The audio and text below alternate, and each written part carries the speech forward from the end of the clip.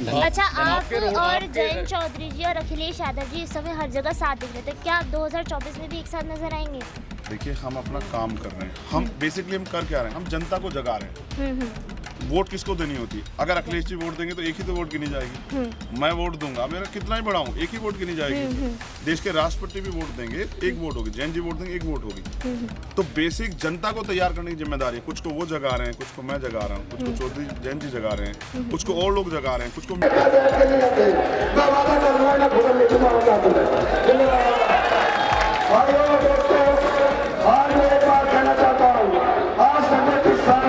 इस केसरी को आप वोट से भर देना और फिर इसमें से जिन नहीं निकलेगा, या तो यामीन मुखिया निकलेगा या चंद्रशेखर आजाद निकलेगा।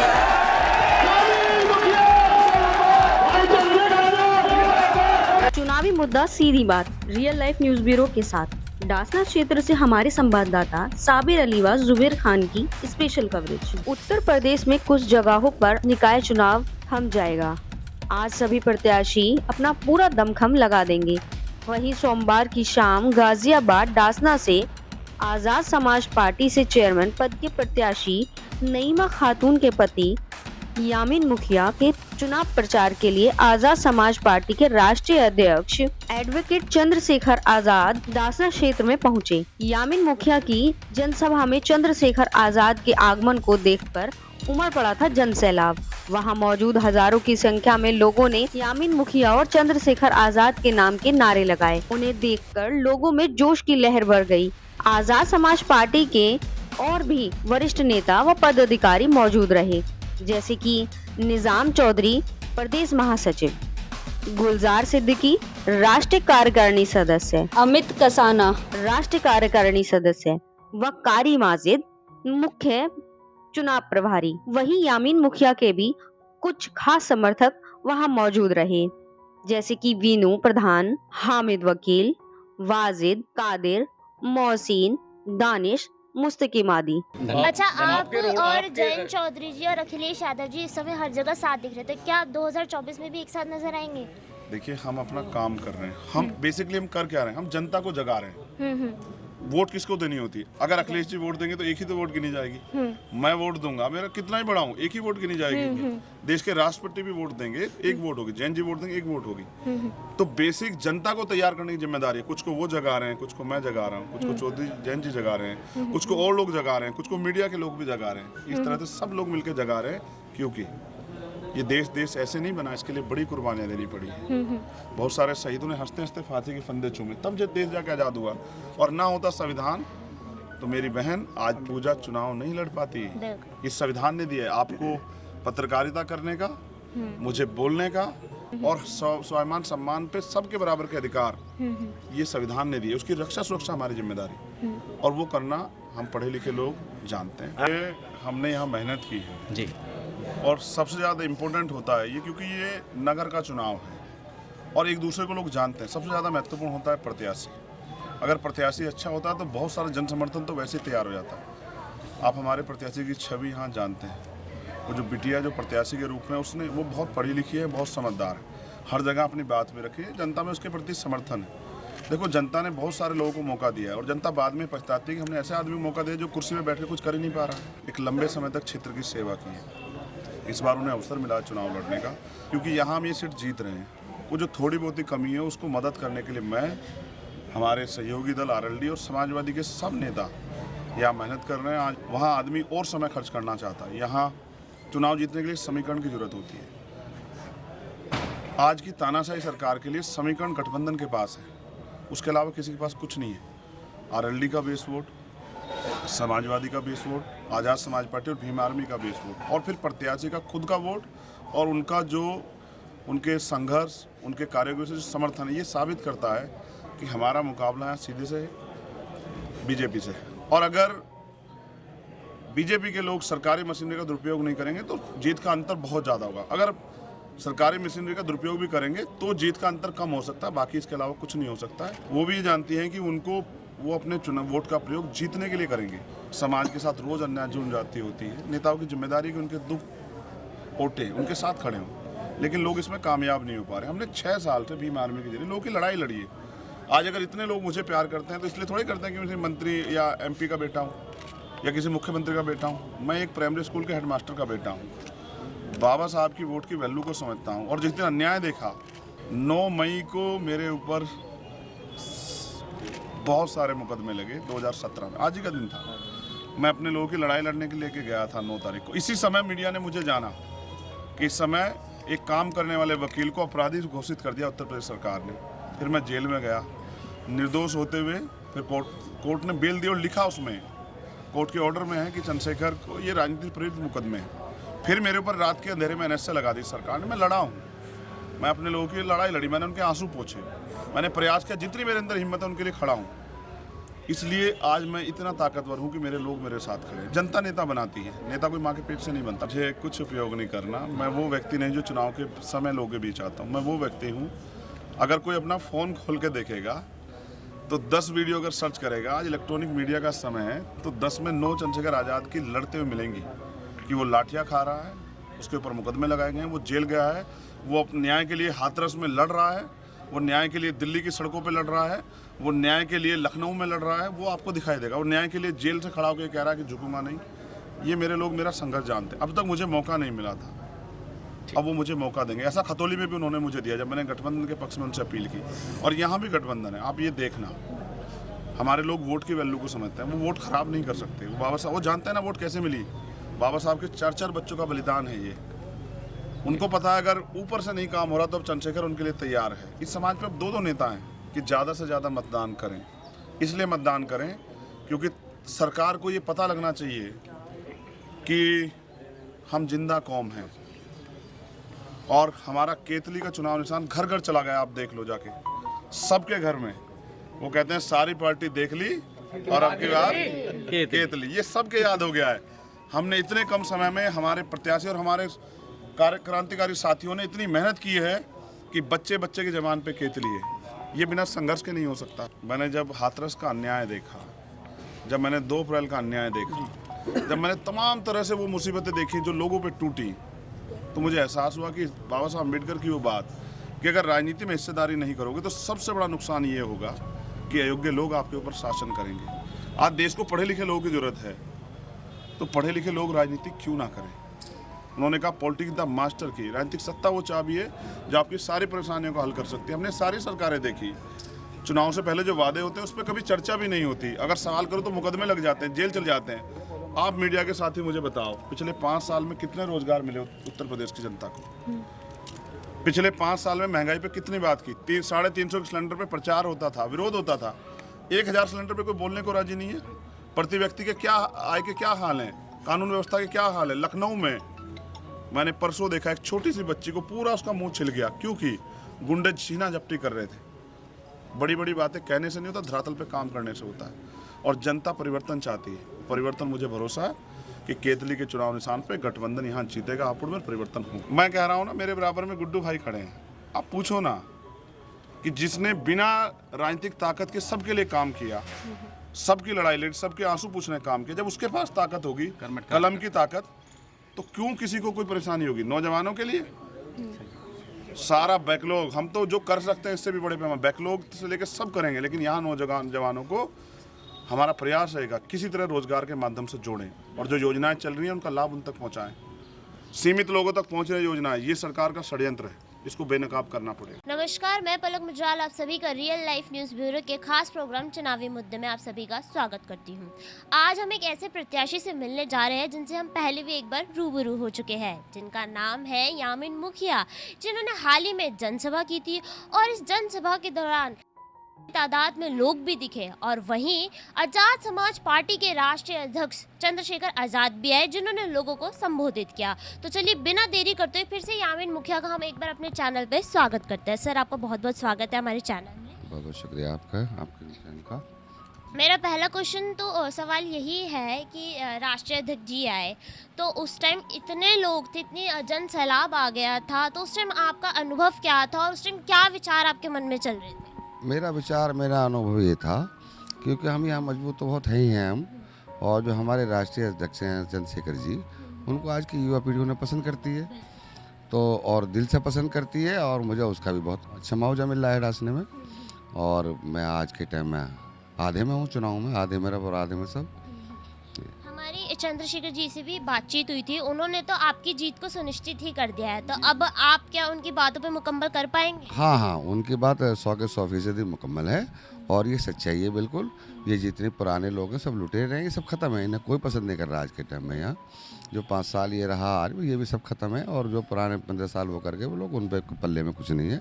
सब यहाँ की आवाम जागरूक हो गई है और इस बस्ती को लूटा गया। अब लोग समझदार हो गए हैं और ईमानदार लोगों का बोलबाला है। आज जो बुरे लोग हैं वो सब समाप्त होते जा रहे हैं से। उस दिन जब सभा में चंद्रशेखर जी ने सबको संबोधित किया जनता को, तो उसके बाद जनता का रिस्पांस क्या रहा उसके बाद? रिस्पॉन्स उसके बाद ये रहा, यहाँ पे जय जयकार है हमारे राष्ट्रीय अध्यक्ष की, हमारी पार्टी की, और पार्टी के साथ साथ जो हमारा किरदार है उसे लोग बहुत पसंद करते हैं।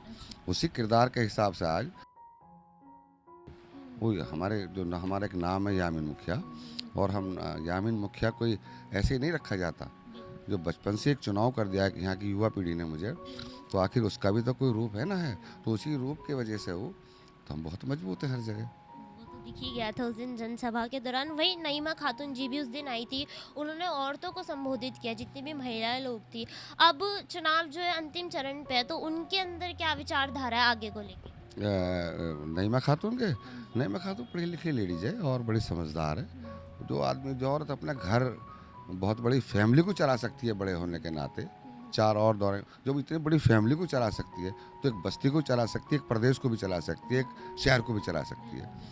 मैं उसे मानता हूँ, मेरी बीवी है, बहुत मजबूत है वो, हर बात से बड़ी बर्दाश्त की और बड़ी जिम्मेदारियाँ उसने निभाई हैं, तो आगे भी बहुत जिम्मेदारी निभाएगी।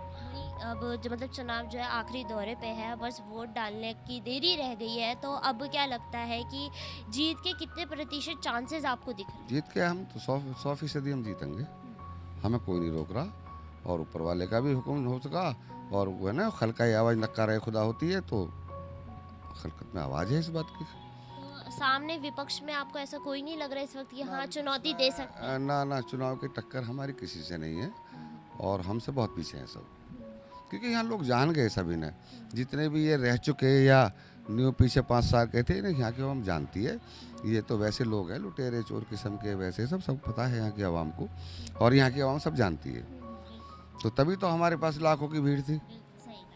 वरना ये ओबीसी वो IIM के वो आए, ओबीसी क्या नाम है उनका, वो हाँ वो कट्टरवाद की बात करते हैं। हाँ, कट्टरवाद की बात करते हैं, कट्टरवाद की इस्लाम में नहीं है, वो गलत बात करते हैं, वो ये गलत बात है। आपको सेकुलर होना चाहिए, हमारा देश सेकुलर है, हमारा मुल्क सेकुलर है, हमारा कस्बा सेकुलर है।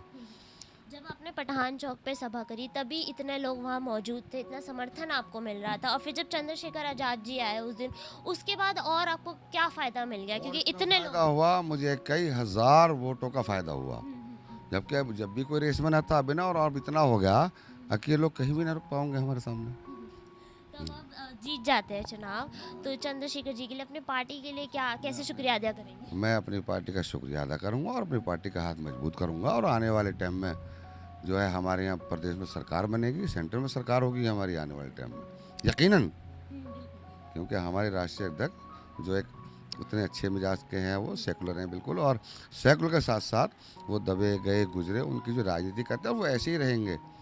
वो जैसे मायावती और लोग उस तरह के नहीं है, वो बिल्कुल आत्मा के भी साफ हैं और आत्मा के भी सच्चे हैं वो। जैसे आपका जो परिवार है, नईमा खातून जी तो खड़ी ही हुई है, वहीं आपके जो बेटे हैं वो भी आपका इतना ताबड़तोड़ प्रचार कर रहे हैं, समर्थन कर रहे हैं कि पूरी फैमिली एक तरह इकट्ठी होकर काम नहीं, एक वजह और है इस बार, नईमा खातून का ही परिवार नहीं, जो मेरा ख़ानदान है पूरा, ये जो 2000 आदमियों का ख़ानदान है मेरा, जिसमें 3 नाम लगे हुए हैं, गली वाले, 4 बिसा, दुबा या रफ़ीक आवाज़ी, उन्होंने तो मेरे सारे ख़ानदान ही हैं, सारे सब कुनबे ही हैं मेरे यहाँ, तो ख़ुद मैं तो बहुत मजबूती से आ गया हूँ। तो फिर आखिर में जनता से क्या अपील करेंगे? बस जनता से ही करूँगा, मुझे ज़्यादा से ज़्यादा इतने मतों से जिता मैं, जो इनको जो मतलब इनके गले सूख जा, और फिर मैं काम करूँगा। फिर मैं किसान आदमी हूँ, किसान का बेटा हूँ, मैं तो ऐसा मतलब लंगोट खींच के ऐसे काम करूँगा मतलब जो आज तक ना हो इस कस्बे में।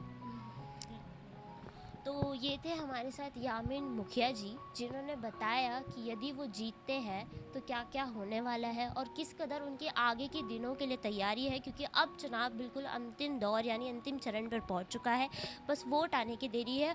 और इनका कहना है कि चंद्रशेखर आज़ाद जी के आने पर तो वैसे ही बहुत फ़ायदा है और पहले से ही जन समर्थन हमारे साथ था, अब और ज़्यादा हो गया है, तो जीत एकदम सुनिश्चित है। लेकिन अभी वोट का वाले दिन आना बाकी है, इसलिए और चीज़ों को देखने के लिए कि आगे चुनाव में क्या होता है, इसे देखने के लिए देखते रहिए रियल लाइफ न्यूज़ ब्यूरो। धन्यवाद। आज हमारे गांव में कस्बे की सारे रोड चल रहे हैं। मैं वादा करता हूँ एक गिलास आप पानी गिलास में रखा तो रोड पर निकलेगा पानी छिड़केगा। और जो आज काशनी में जो आज भ्रष्टाचार के अत्याचार है, मैं वादा करता हूँ आपसे जो चलान काटते हैं गलियों में कस्बों गाँव में, मैं वादा करता हूँ कोई चला नहीं करेगा अगर आपने मुझे गलत काम किया। भाइयों दोस्तों, आज विजिलेंस हम गरीबों को सताने आती है, हर घर में छापेमारी करती है, लोगों से पैसे के लिए जाते हैं। मैं वादा कर रहा हूँ ना खुद ले दूंगा होगा भाइयों दोस्तों, आज मैं एक बात कहना चाहता हूँ, आज तक मैं किस साल में संदेश में मेरी बड़ी बेटी करना चाहता हूँ। उस जमाने में जो कार्य हो जाने वाला आज तक कोई जा रहे होंगे 15 साल 22 साल रहेगा तो काम हुआ तो तुम बताओ वो आज तक कोई काम। अब 5 साल चुनाव जीत का की ताकत जनता के हाथ में और जनता चुन के ताकतवर बनाए। आपको अपना नुमाइंदा चुनना है 11 तारीख को। यामीन भाई के बारे में आप उससे बेहतर जानते हैं, वो क्या करते हैं, वो किस फितरत के हैं, उनके दिल में क्या है, आपके लिए आप इस बात को बेहतर जानते हैं। मैं तो ये जान पाया हूँ कि वो एक गरीब किसान के बेटे हैं और यहाँ खेती किसानी करते हैं। खेती किसानी कर करके वो इस क्षेत्र में जो भी करना चाहते हैं वो करने का काम कर रहे हैं। सामान्य साथियों, आज मुल्क के हालात खराब। ये चुनाव एक चुनाव नहीं है, ये चुनाव एक फैसला है, ये चुनाव एक इनकलाब है, ये बताने का कि हम जिंदा कौम हैं। क्योंकि अगर आज आपने अपनी वोट से जवाब नहीं दिया तो ताकतवर लोगों को ये लगेगा कि ये लोग हार मान गए हैं। अगर आपने जवाब नहीं दिया, आपने अपना मुस्तकबिल तय नहीं किया तो उनके हौसले बढ़ेंगे और आप हालात देखो। मैं किसी घटना का जिक्र नहीं करूंगा, मैं बस आपको ये याद दिला रहा हूँ। मुझे यहाँ से एक बड़ा प्यारा नाम दिखाई देता है, उस नाम को आप भी देखो और मैं भी देख रहा हूँ। वो नाम है वीर अब्दुल हमीद। ये इनके सामने वीर कैसे लगा, मुझे आप इस बात का जवाब दो, इनके सामने वीर कैसे लगा? क्या ये घर बैठे वीर लग गया क्या? या इसकी कुर्बानी की कीमत चुकानी पड़ी? इस वीर की कीमत चुकानी पड़ी वीर अब्दुल हमीद को, या घर बैठे ये वीर लग गया? आप मुझे बताओ। अगर ये आप ये मानते हो कि अगर बहादुरी दिखाई है तो कीमत चुकानी पड़ती है, तो बस मैं आपको बताना चाहता हूँ कि लड़ाई तो मैं पूरे देश में लड़ रहा हूँ, कोई ऐसी घटना नहीं है। पिछले 5 साल की आप एक घटना उठा के देखो, मुझे बताओ कि जहाँ किसी के साथ नाइंसाफी हुई हो और सब लोग चुप हो, आपका भाई भी चुप हो, कोई एक घटना मुझे बताओ। आप बहुत जिम्मेदार लोग बैठे हजारों की संख्या में, कोई एक शख्स खड़ा होकर बताए कि पिछले 5-6 साल में जब से मैंने मोर्चा लिया है, जब से मैंने अभियान की है, कोई एक मसला आप बताओ कि आपके ऊपर जुल्म हुआ हो और मैंने सरकार से डर के अपना मुंह सिल लिया हो। मैं आपका वो नेता नहीं हूँ जिसको आपने वोट देके ताकतवर बनाया, जिसको आपने इतना ताकतवर बनाया कि वो अपनी कलम से फैसले कर सके। मैं तो आपका भाई हूँ। मैंने समय समय पर लड़ाई लड़ी, मैंने कभी आपसे कोई शिकवा नहीं किया। आज भी यामीन भाई की वजह से मौका मिला कि मैं यहाँ गया। मैं आपसे कहना चाहता हूँ कि अगर आप ये देख रहे हैं कि कोई लड़ रहा है तो उसका हौसला बढ़ाओ। अगर आप लोग हौसला नहीं बढ़ाओगे तो आप ये बताओ कि इस लोकतंत्र में उसकी ताकत कैसे बढ़ेगी।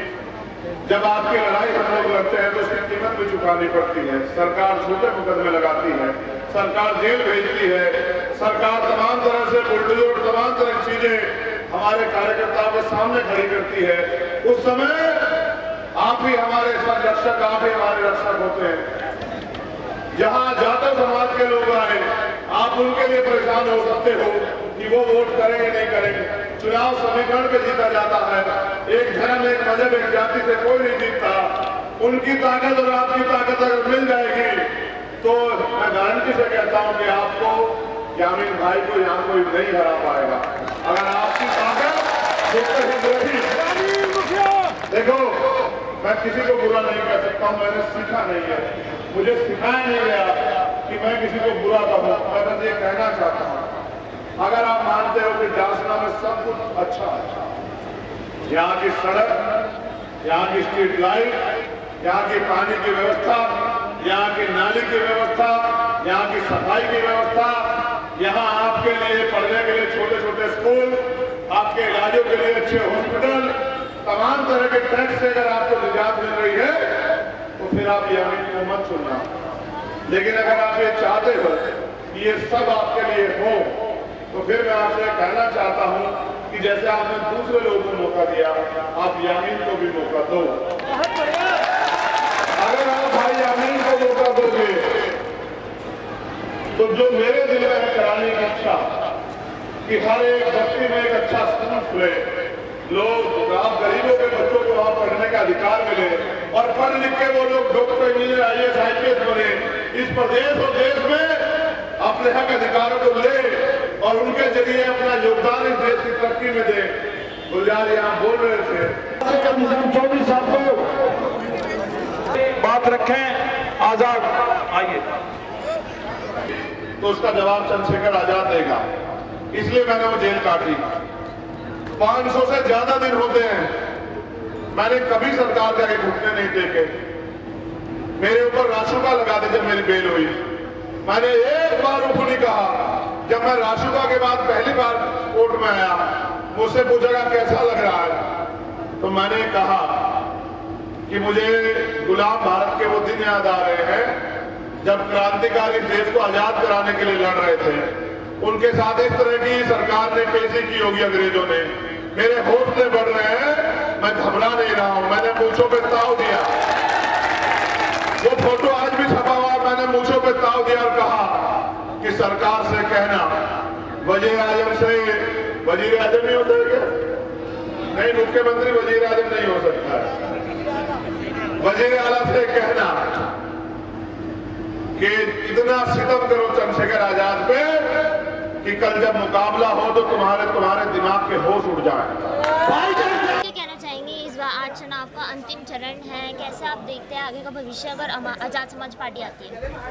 देखिए, मेरा नाम कारी माजिद तोड़ी है, मैं मुख्य चुनाव प्रभारी प्रदेश कोर कमेटी सदस्य आज़ाद समाज पार्टी से हूँ और हम इस पूरे चुनाव को अपना आगाज़ मान रहे हैं और हम ज़मीनी स्तर से और शुरुआती चुनाव मान रहे हैं और हम ये मान रहे हैं कि इस चुनाव में हमें कामयाबी मिल रही है और आने वाले 2024 की हम तैयारी कर रहे हैं।